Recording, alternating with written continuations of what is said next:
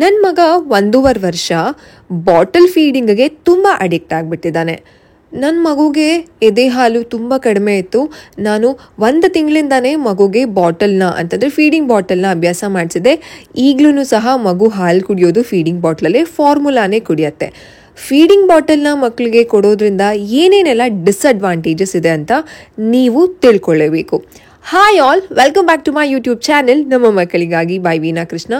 Feeding ಬಾಟಲ್ನ ಕೊಡೋದ್ರಲ್ಲಿ ಪ್ರತಿಯೊಬ್ಬ ಪೇರೆಂಟ್ಸ್ ಅನ್ನೋದಕ್ಕಿಂತ ಮೋಸ್ಟ್ ಆಫ್ ದ ಪೇರೆಂಟ್ಸ್ಗಳು ಆತುರದಲ್ಲಿರ್ತಾರೆ, ಯಾವಾಗಪ್ಪ ನಾನು ಫೀಡಿಂಗ್ ಬಾಟಲ್ನ ಮಗುಗೆ ಶುರು ಮಾಡ್ತೀನಿ ಅಂತ.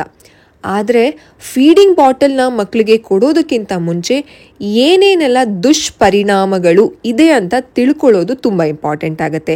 ಹೌದು, ನೀವು ಕರೆಕ್ಟಾಗಿ ಕೇಳಿಸ್ಕೊಂಡಿದ್ದೀರಾ. ಫೀಡಿಂಗ್ ಬಾಟಲ್ಸ್ನ ಮಕ್ಕಳಿಗೆ ಕೊಡೋದಕ್ಕಿಂತ ಮುಂಚೆ ಸಾಕಷ್ಟು ಪೇರೆಂಟ್ಸ್ಗಳಿಗೆ ಏನು ಯೋಚನೆ ಬರುತ್ತೆ ಅಂತಂದರೆ, ನಾವೇ ಇರಬೇಕು ಅಂತ ಏನೂ ಇಲ್ಲ, ಮಗುಗೆ ಹಾಲು ಅಂತಂದರೆ ಹಸು ಹಾಲಿರ್ಬೋದು ಅಥವಾ ಫಾರ್ಮುಲಾ ಮಿಲ್ಕ್ ಇರ್ಬೋದು, ಅದರಲ್ಲಿ ಹಾಕ್ಕೊಟ್ರೆ ಪೇರೆಂಟ್ಸ್ಗಳು ಸ್ವಲ್ಪ ಹೊರಗಡೆ ಹೋದಾಗ್ಲೂ ಯಾರು ಬೇಕಾದ್ರೂ ಮೇಂಟೈನ್ ಮಾಡ್ಬೋದು. ಆ್ಯಂಡ್ ಮಗುಗೆ ಯಾವಾಗಲೂ ಅಪ್ಪ ಅಮ್ಮನೇ ಬೇಕು ಅಂತ ಏನು ಮಗು ಕೇಳೋದಿಲ್ಲ ಮತ್ತು ಮಕ್ಕಳನ್ನ ಈಸಿಯಾಗಿ ಹ್ಯಾಂಡಲ್ ಮಾಡ್ಬೋದು. ಮಗು ಯಾವಾಗಾರ ಒಂದು ಸ್ವಲ್ಪ ರಚ್ಚೆ ಹಿಡಿದ್ರೆ ಅಥವಾ ಅಳೋದಕ್ಕೆ ಶುರು ಮಾಡಿದ್ರೆ, ಹೊಟ್ಟೆ ಹಸುವಾದರೆ ಫೀಡಿಂಗ್ ಬಾಟಲಲ್ಲಿ ಹಾಲನ್ನ ಹಾಕೊಟ್ಬಿಟ್ರೆ ಮಗು ಆರಾಮಾಗಿ ಕುಡಿಯುತ್ತೆ, ಯಾವುದೇ ರೀತಿ ರಗಳೆ ಇರೋದಿಲ್ಲ. ತಾಯಂದಿರು ವರ್ಕಿಂಗ್ ಇದ್ದರೆ ಈ ರೀತಿಯಾದ ಯೋಚನೆ ಮಾಡೋದು ಸಾಮಾನ್ಯ ಆಗಿಬಿಟ್ಟಿದೆ. ಇವತ್ತಿನ ನನ್ನ ವ್ಲಾಗಲ್ಲಿ ನಾನು ಒಂದು ಇಂಪಾರ್ಟೆಂಟ್ ಆಗಿರೋದು, ಪ್ರತಿಯೊಬ್ಬ ಪೇರೆಂಟ್ಗಳು, ನ್ಯೂ ಪೇರೆಂಟ್ಸು, ಇನ್ನೇನು ಮಗು ಆಗ್ತಿದೆ ಅಂತಹ ಪೇರೆಂಟ್ಸ್ಗಳು ಸಹ ಅರ್ಥ ಮಾಡ್ಕೊಳ್ಬೇಕು ದ್ಯಾಟ್ ಫೀಡಿಂಗ್ ಬಾಟಲ್ನ ಯೂಸ್ ಮಾಡೋದ್ರಿಂದ ಮಕ್ಕಳಿಗೆ ತುಂಬ ದುಷ್ಪರಿಣಾಮಗಳೇ ಇದೆ. ನೀವು ಫೀಡಿಂಗ್ ಬಾಟಲ್ನ ಯೂಸ್ ಮಾಡಲೇಬೇಕು ಅನ್ನುವಂತಹ ಕಂಪಲ್ಷನ್ ಆಗಲಿ ಅಥವಾ ಮಾಡಿಲ್ಲ ಅಂತಂದರೆ ಮಗುಗೆ ಏನಾರ ತೊಂದರೆ ಆಗುತ್ತಾ, ಆ ರೀತಿಯೆಲ್ಲ ಏನೂ ಇಲ್ಲ. ಪ್ರತಿಯೊಬ್ಬ ಪೇರೆಂಟ್ಸ್ಗಳು ಫೀಡಿಂಗ್ ಬಾಟಲ್ನ ಆದಷ್ಟು ಯೂಸ್ ಮಾಡದೇ ಇರೋ ರೀತಿ ನಾವು ಗಮನ ವಹಿಸಬೇಕಾಗತ್ತೆ. ಆದರೆ ಸಾಕಷ್ಟು ಸಮಯಗಳು ಫೀಡಿಂಗ್ ಬಾಟಲ್ನ ಡಿಮ್ಯಾಂಡ್ ಮಾಡುತ್ತೆ. ಮಗು ಹುಟ್ಟಿದಾಗ್ಲಿಂದನೇ ಲ್ಯಾಚಿಂಗ್ ಮಾಡ್ತಿಲ್ಲ ಅಥವಾ ತಾಯಂದಿರಿಗೆ ಬ್ರೆಸ್ಟ್ ಮಿಲ್ಕೇ ಇಲ್ಲ ಅಂತ ಅಂದಾಗ ಯಾವುದೇ ಆಪ್ಷನ್ ಇಲ್ಲದೇ ಫೀಡಿಂಗ್ ಬಾಟಲ್ಗೆ ನಾವು ಹೋಗಲೇಬೇಕಾಗತ್ತೆ. ನಾನು ಅದನ್ನು ಒಪ್ಕೊಳ್ತೀನಿ. ಆದರೆ ಕೆಲವು ಮಕ್ಕಳಿಗೆ 1.5 ವರ್ಷ, 2 ವರ್ಷ, 3 ವರ್ಷ ಆದ್ರೂ ಸಹ ಫೀಡಿಂಗ್ ಬಾಟಲ್ನ ಒಂದು ಅಡಿಕ್ಷನ್ ಅನ್ನೋದನ್ನ ಪೇರೆಂಟ್ಸ್ಗಳು ಮಾಡಿರ್ತಾರೆ. ಯಾಕೆ ಅಂತಂದರೆ ಇದು ಈಸಿಯಾಗಿರುತ್ತೆ, ಮಗುಗೆ ಯಾವಾಗಾದರೂ ಬಾಟಲ್ಗೆ ಹಾಲು ಹಾಕೊಟ್ಬಿಟ್ರೆ ಮಗು ಆರಾಮಾಗಿ ಕುಡಿಯುತ್ತೆ, ಯಾವುದೇ ರೀತಿ ರಗಳೆ ಇರೋದಿಲ್ಲ ಅಂತ. ಬಟ್ ಫೀಡಿಂಗ್ ಬಾಟಲ್ನ ಯೂಸ್ ಮಾಡೋದ್ರಿಂದ ಏನೆಲ್ಲ ಡಿಸ್ಅಡ್ವಾಂಟೇಜ್ ಇದೆ ಅಂತ ನಾನು ಈ ವ್ಲಾಗಲ್ಲಿ ನಿಮಗೆ ಶೇರ್ ಮಾಡ್ತೀನಿ. ನೀವು ಕಂಪ್ಲೀಟಾಗಿ ವ್ಲಾಗ್ನ ನೋಡಬೇಕಾಗತ್ತೆ.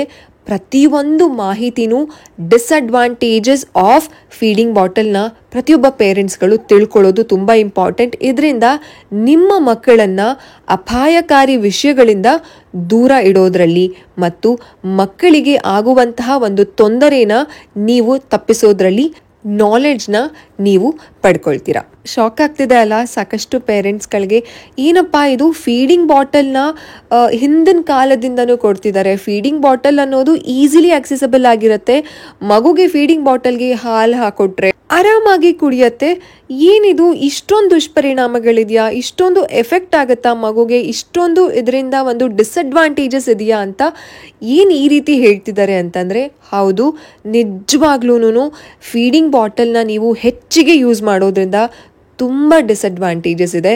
ಈ ಮಾಹಿತಿನ ನಾನು ನನ್ನ ಯೂಟ್ಯೂಬ್ ಫ್ಯಾಮಿಲಿ ಮೆಂಬರ್ಸ್ಗೆ, ಪ್ರತಿಯೊಬ್ಬ ಪೇರೆಂಟ್ಸ್ಗೂ ಸಹ ರೀಚ್ ಆಗಬೇಕು ಅನ್ನುವಂತಹ ಒಂದು ಇಂಟೆನ್ಷನಿಂದ ನಾನು ಈ ವ್ಲಾಗಲ್ಲಿ ಇಂಪಾರ್ಟೆಂಟ್ ಆಗಿ ನಾನು ತಿಳಿಸ್ಕೊಡ್ತಾ ಇದ್ದೀನಿ. ಅದಕ್ಕಿಂತ ಮುಂಚೆ ಯಾವುದೇ ವರ್ಕಿಂಗ್ ಪೇರೆಂಟ್ಗಳು ನನ್ನನ್ನು ಬೈಕೊಳ್ಬೇಡಿ. ಯಾಕಂತಂದರೆ ಏನಿದು ಇವ್ರು ಈ ರೀತಿ ಹೇಳ್ತಿದ್ದಾರೆ, ನಾವು ವರ್ಕಿಂಗ್ ಪೇರೆಂಟ್ ಆಗಿರೋದ್ರಿಂದ ಫೀಡಿಂಗ್ ಬಾಟಲ್ ನಮಗೆ ತುಂಬ ಹೆಲ್ಪ್ ಮಾಡ್ತಿದೆ, ಮಗು ರಚ್ಚೆ ಹಿಡಿಯೋದಿಲ್ಲ, ಅಳೋದಿಲ್ಲ, ಅತ್ತಾಗ ನಾವು ಫೀಡಿಂಗ್ ಬಾಟಲ್ನ ಮಗುಗೆ ಕೊಟ್ಟಾಗ ಮಗುಗೆ ತಾಯಿಯ ಎದೆ ಹಾಲನ್ನೇ ಕುಡಿಯುವಂತಹ ಫೀಲ್ ಆಗುತ್ತೆ, ಮಗು ಆರಾಮಾಗಿರುತ್ತೆ, ಯಾವುದೇ ರೀತಿ ಹಿಂಸೆ ಮಾಡಲ್ಲ. ಆದರೆ ಇವ್ರು ಹೇಳ್ತಿರೋದೇನು, ಫೀಡಿಂಗ್ ಬಾಟಲ್ನೇ ಕೊಡಬಾರ್ದು ಅಂತ. ನನ್ನ ಇಂಟೆನ್ಷನ್ ಆ್ಯಂಡ್ ನನ್ನ ಇನ್ಫಾರ್ಮೇಷನ್ ಯಾವ ರೀತಿ ಇದೆ ಅಂತಂದರೆ, ಫೀಡಿಂಗ್ ಬಾಟಲ್ನ ಕೊಡೋದು ತಪ್ಪಲ್ಲ, ಸಾವಿರಾರು ಕಾರಣಗಳಿರುತ್ತೆ ಫೀಡಿಂಗ್ ಬಾಟಲ್ನ ಇಂಟ್ರೊಡ್ಯೂಸ್ ಮಾಡೋದಕ್ಕೆ, ಆದರೆ ಅಡಿಕ್ಷನ್ ಮಾಡೋದು ತಪ್ಪು ಅಂತ is my first point. Next, ಸಾಕಷ್ಟು ಪೇರೆಂಟ್ಸ್ಗಳಿಗೆ ಇದು ಕನ್ವೀನಿಯಂಟು, ವೆರಿ ಈಸಿಲಿ ಆಕ್ಸೆಸಬಲ್ಲು, ಪ್ಲಾಸ್ಟಿಕ್ ಸಿಗತ್ತೆ, ಗ್ಲಾಸ್ ಸಿಗತ್ತೆ ಮತ್ತು ಸ್ಟೀಲ್ ಸಿಗತ್ತೆ. ಆ ಒಂದು ಒಂದು ಕನ್ವೀನಿಯಂಟ್ ಇರೋದ್ರಿಂದ ನಾವು ಮೋಸ್ಟ್ ಆಫ್ ದ ಒಂದು ನಮ್ಮ ಒಂದು ಇದರಲ್ಲಿ ಏನಾಗಿದೆ ಅಂತಂದರೆ ಪ್ಲಾಸ್ಟಿಕ್ ಫೀಡಿಂಗ್ ಬಾಟಲ್ಗೆ ನಾವು ಹೋಗ್ತೀವಿ. ಸ್ಟೀಲುಗಳು ಕೆಲವು ತಗೊಳ್ತಾರೆ, ಕೆಲವರು ಗ್ಲಾಸ್ ಫೀಡಿಂಗ್ ಬಾಟಲ್ ಸಹ ತಗೊಳ್ತಾರೆ. ಮೋಸ್ಟ್ ಆಫ್ ದೆಮ್ ಯೂಸ್ ಮಾಡೋದು ಪ್ಲಾಸ್ಟಿಕ್ ಫೀಡಿಂಗ್ ಬಾಟಲ್ನ ಯೂಸ್ ಮಾಡ್ತಿರ್ತಾರೆ ಮಕ್ಕಳಿಗೆ. ಮೊದಲಿಗೆ ಏನಪ್ಪ ಡಿಸ್ಅಡ್ವಾಂಟೇಜಸ್ ಫೀಡಿಂಗ್ ಬಾಟಲ್ನ ಯೂಸ್ ಮಾಡೋದ್ರಿಂದ ಅಂತಂದರೆ, ಮಕ್ಕಳುಗಳು ಫೀಡಿಂಗ್ ಬಾಟಲ್ಗೆ ಡಿಪೆಂಡೆಂಟ್ ಆಗಿಬಿಡ್ತಾರೆ. ಅಂತಂದರೆ ಫೀಡಿಂಗ್ ಬಾಟಲಲ್ಲಿ ಮಕ್ಕಳಿಗೆ ಹಾಲು ಹಾಕೊಟ್ಟಾಗ ಮಗು ಎಷ್ಟು ಬೇಕೋ ಅಷ್ಟು ಹಾಲು ಕುಡಿಯೋದಿಲ್ಲ. ಯಾಕಂತಂದರೆ ಫೀಡಿಂಗ್ ಬಾಟಲ್ಲು ಒಂದು, ಈಗ ಎಕ್ಸಾಂಪಲ್ ನೀವು ತಾಯಂದಿರ ಆಗಿ ನಿಮಗೆ ಗೊತ್ತಿರುತ್ತೆ ಮಗುಗೆ ಎಷ್ಟು ಹಾಲು ಬೇಕಾಗತ್ತೆ ಅಂತ, ನೀವು ಸ್ಟಾಪ್ ಮಾಡ್ತೀರಾ. ಆದರೆ ಈ ಫೀಡಿಂಗ್ ಬಾಟಲಲ್ಲಿ ಮಗುಗೆ ನಾವು ಆಕ್ಸೆಸ್ ಕೊಡೋದ್ರಿಂದ ಮಗುವಿನ ಹೊಟ್ಟೆ ಕಂಪ್ಲೀಟಾಗಿ ಈ ಫೀಡಿಂಗ್ ಬಾಟಲಲ್ಲಿ ಇರುವಂತಹ ಹಾಲು ಮಗುವಿನ ಹೊಟ್ಟೆ ತುಂಬತ್ತೆ. ಆಗ ಮಗುಗೆ ಹಸುವಾಗೋದಿಲ್ಲ. ಯಾಕಂತಂದರೆ ಹಾಲು ಹೊಟ್ಟೆ ತುಂಬ ಇರೋದ್ರಿಂದ ಮಗುಗೆ ಹಸುವಾಗಲ್ಲ, ಮಗು ಊಟ ಮಾಡೋದಿಲ್ಲ. ಈ ರೀತಿ ಡಿಪೆಂಡೆಂಟ್ ಮಾಡೋದು ತುಂಬ ತಪ್ಪು. ಇದು ಮೊದಲನೇ ಡಿಸ್ಅಡ್ವಾಂಟೇಜ್. ಎರಡನೇದು ಯಾವುದು ಅಂತಂದರೆ, ಮಗುಗೆ ಪೌಷ್ಟಿಕತೆಯ ಕೊರತೆ ಬರುತ್ತೆ. ಅಂತಂದರೆ ಅಪೌಷ್ಟಿಕತೆ ಆಗತ್ತೆ. ಯಾಕಂತಂದರೆ ಮಗು ಬರೀ ಹಾಲೇ ಕುಡಿದ್ರೆ ಮಗುಗೆ ಐರನ್ ಡೆಫಿಷಿಯನ್ಸಿ ಆಗತ್ತೆ, ಮತ್ತು ಮಗುಗೆ ರಕ್ತಹೀನತೆ ಆಗ್ಬೋದು, ಆ್ಯಂಡ್ ಮಗುಗೆ ವಿಟಮಿನ್ ಡಿ ಕೊರತೆ ಆಗಿರ್ಬೋದು, ಅಥವಾ ಮಲ್ಟಿ ವಿಟಮಿನ್ಸ್ ಕೊರತೆ ಆಗಬಹುದು. ಅಂತಂದರೆ ಮಗುವಿಗೆ ಒಂದು ವೀಕ್ನೆಸ್ ಬರ್ಬೋದು, ಆ್ಯಂಡ್ ಮಗುಗೆ ಮೈಲ್ ಸ್ಟೋನ್ ರೀಚ್ ಮಾಡೋದಕ್ಕೆ ಕಷ್ಟ ಆಗ್ಬೋದು, ವೆಯ್ಟ್ ಗೇನಲ್ಲೂ ಸಹ ಕಷ್ಟ ಆಗ್ಬೋದು. ಮಗುಗೆ ಸಿಗಬೇಕಾಗಿರುವಂತಹ ಒಂದು ಆರೋಗ್ಯಕರವಾದ ಊಟ ಇರಬಹುದು, ಊಟದಲ್ಲಿ ಇರುವಂತಹ ಸಾರಗಳು ಅಂತಂದರೆ ಪೌಷ್ಟಿಕಾಂಶದ ಒಂದು ಆಧಾರ ಏನಂತ ಹೇಳ್ತೀವಿ, ಅದು ಮಗುಗೆ ಸಿಗೋದಿಲ್ಲ. ಯಾಕಂತಂದರೆ ಮಗುವಿನ ಒಂದು ಡಿಪೆಂಡೆನ್ಸಿ ಫೀಡಿಂಗ್ ಬಾಟಲ್ ಮೇಲೆ ಇರೋದ್ರಿಂದ ಈ ಒಂದು ತೊಂದರೆ ಆಗತ್ತೆ.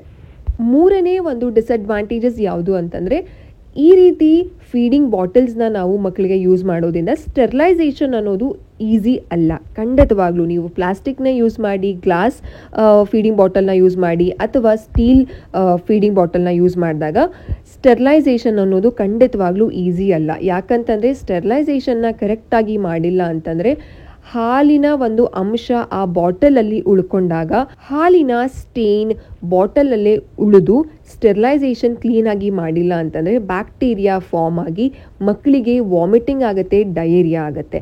ಯಾವ ಪೇರೆಂಟು ಸಹ ಸ್ಟೆರಿಲೈಸೇಷನ್ನ ಒಂದು ನೆಗ್ಲೆಕ್ಟ್ ರೀತಿಯಲ್ಲಿ ನೋಡೋದಿಲ್ಲ. ಅವ್ರಿಗೆ ಎಷ್ಟು ಸಾಧ್ಯ ಆಗುತ್ತೋ ಅಷ್ಟು ಸ್ಟೆರಿಲೈಸೇಷನ್ ಮಾಡ್ತಿರ್ತಾರೆ. ಆದರೆ ಬಾಟಲ್ ಕಂಪ್ಲೀಟಾಗಿ ಸ್ಟೆರಿಲೈಸೇಷನ್ ಆಗ್ತಿದೆಯಾ, ಆಗಿದೆ ಅನ್ನೋದನ್ನು ತಿಳ್ಕೊಳ್ಳೋದು, ಕ್ಲೀನಾಗಿ ಒಂದು ಮೆಷರ್ಸ್ನ ತಗೊಳ್ಳೋದು ತುಂಬ ಇಂಪಾರ್ಟೆಂಟ್ ಆಗುತ್ತೆ. ನೆಕ್ಸ್ಟ್ ಡಿಸ್ಅಡ್ವಾಂಟೇಜಸ್ ಯಾವುದಪ್ಪ ಅಂತಂದರೆ, ಮಕ್ಕಳಿಗೆ ಈ ಫೀಡಿಂಗ್ ಬಾಟಲ್ಸ್ನ ತುಂಬ ವರ್ಷ, 1.5 ವರ್ಷ 2 ವರ್ಷ ಅಡಿಕ್ಷನ್ ಮಾಡಿದಾಗ ಮಕ್ಕಳಿಗೆ ಓರಲ್ ಇಶ್ಯೂಸ್ ಅಂತಂದರೆ ಮುಂದಿನ ಹಲ್ಲು ಏನಿದೆ ಆ ಹಲ್ಲಿನ ಪ್ರಾಬ್ಲಮ್ಸ್ಗಳು ಬರುತ್ತೆ. ಈ ಪ್ರಾಬ್ಲಮ್ಸ್ನ ಮಕ್ಕಳುಗಳು ಮುಂದೆ ತುಂಬ ಸಫರ್ ಮಾಡಬೇಕಾಗತ್ತೆ ಈ ಪ್ರಾಬ್ಲಮ್ಸಿಂದ, ಆ್ಯಂಡ್ ಸರ್ಜರಿ ಹೋಗುವಂತಹ ಪ್ರಾಬ್ಲಮ್ಸ್ಗಳು ಬರುತ್ತೆ. ಮತ್ತು ತುಂಬ ಟ್ರೀಟ್ಮೆಂಟ್ ಅಂತಂದರೆ ಮೇಜರ್ ಟ್ರೀಟ್ಮೆಂಟ್ಸ್ ತಗೊಳ್ಳುವಂತಹ ಒಂದು ಡೆಂಟಲ್ ವಿಚಾರವಾಗಿ ಮಕ್ಕಳಿಗೆ ಪ್ರಾಬ್ಲಮ್ಸ್ ಬಂದೇ ಬರುತ್ತೆ. ಇದು ಖಂಡಿತವಾಗ್ಲೂ ನಿಜ. ಈ 4 ಡಿಸ್ಅಡ್ವಾಂಟೇಜಸ್, ದುಷ್ಪರಿಣಾಮಗಳು ಮಕ್ಕಳಿಗೆ ಹಾನಿ ಮಾಡುತ್ತೆ. ಮಕ್ಕಳ ಆರೋಗ್ಯಕ್ಕಿರ್ಬೋದು, ಅವರ ಒಂದು ಫಿಸಿಕಲ್ ಏನಂತ ಹೇಳ್ತೀವಿ ಅಪಿಯರೆನ್ಸ್, ಮಕ್ಕಳಿಗೆ ಹಲ್ಲು ಚೆನ್ನಾಗಿರಬೇಕು, ಹಲ್ಲಿಗೆ ಯಾವುದೇ ರೀತಿ ಕ್ಲಿಪ್ ಹಾಕಿಸ್ಬಾರ್ದು ಅನ್ನುವಂತಹ ಒಂದು ಪೇರೆಂಟ್ಸ್ಗಳ ಆಸೆಗೆ ಈ ಫೀಡಿಂಗ್ ಬಾಟಲ್ ಅನ್ನೋದು ಅಡ್ಡಗಾಲು ಆಗುತ್ತೆ. ಹೌದು, ಫೀಡಿಂಗ್ ಬಾಟಲ್ನ ಯಾವ ರೀತಿ ಸೆಲೆಕ್ಟ್ ಮಾಡಬೇಕು, ಯಾವ ಫೀಡಿಂಗ್ ಬಾಟಲ್ನ ತಗೊಳ್ಬೇಕು, ಹೇಗೆ ಸ್ಟೆರಿಲೈಸೇಷನ್ನ ಮಾಡಬೇಕು, ಆ್ಯಂಡ್ ಮಕ್ಕಳಿಗೆ ಅಡಿಕ್ಷನ್ ಆಗದೇ ಇರೋ ರೀತಿ ಯಾವ ರೀತಿ ಯೂಸ್ ಮಾಡಬೇಕು ಅಂತ ನಾನು ಒಂದು ಲಾಂಗ್ ವಿಡಿಯೋನ ಅಪ್ಲೋಡ್ ಮಾಡಬೇಕು, ನಿಮಗೆ ಮಾಹಿತಿ ಕೊಡಬೇಕು ಅಂತಂದರೆ ನನ್ನ ಯೂಟ್ಯೂಬ್ ಫ್ಯಾಮಿಲಿ ಮೆಂಬರ್ಸ್ಗೆ ಪ್ರತಿಯೊಬ್ಬ ಮಗುಗೂ ಹೆಲ್ಪ್ ಆಗುವಂತಹ ಮಾಹಿತಿನ ನಾನು ಇನ್ನೇನು ಕಮ್ಮಿಂಗ್ ಡೇಸಲ್ಲಿ ಒಂದು 3 to 4 ಡೇಸಲ್ಲಿ ಅಪ್ಡೇಟ್ ಮಾಡ್ತೀನಿ. ಆದರೆ ನೀವು ನಿಮ್ಮ ಮಕ್ಕಳಿಗೆ ಏನಾದರೂ ಫೀಡಿಂಗ್ ಬಾಟಲ್ನ ಅಡಿಕ್ಷನ್ ಮಾಡಿದ್ದೀರಾ, ಅಥವಾ ಫೀಡಿಂಗ್ ಬಾಟಲ್ನ ನಿಮ್ಮ ಒಂದು ಡೈಲಿ ಫ್ರೆಂಡ್ಲಿ ಆಗಿ ನೀವು ಅದನ್ನು ಯೂಸ್ ಮಾಡ್ತಿದ್ದೀರಾ ಅಂತಂದರೆ ಪ್ಲೀಸ್ ಸ್ಟಾಪ್ ಮಾಡಿ.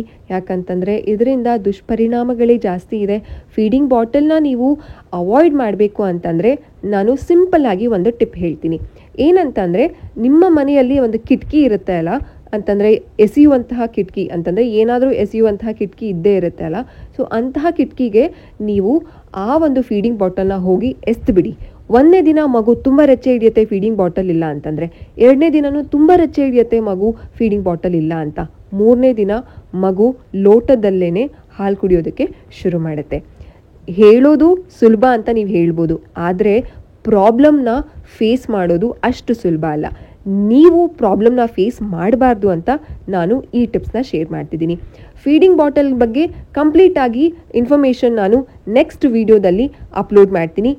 ಅಲ್ಲಿವರೆಗೂ ನೀವು ಪೇಷನ್ಸ್ ಆಗಿ ವೆಯ್ಟ್ ಮಾಡಬೇಕು. ಆ್ಯಂಡ್ ಇವತ್ತು ಹೇಳಿರುವಂತಹ ಮಾಹಿತಿನ ನೀವು ಗಮನದಲ್ಲಿ ಇಟ್ಕೊಂಡು ಫೀಡಿಂಗ್ ಬಾಟಲ್ನ ಅಡಿಕ್ಷನ್ ಮಾಡಿದರೆ ಮಕ್ಕಳಿಗೆ ಅದನ್ನು ಬಿಡಿಸಿ.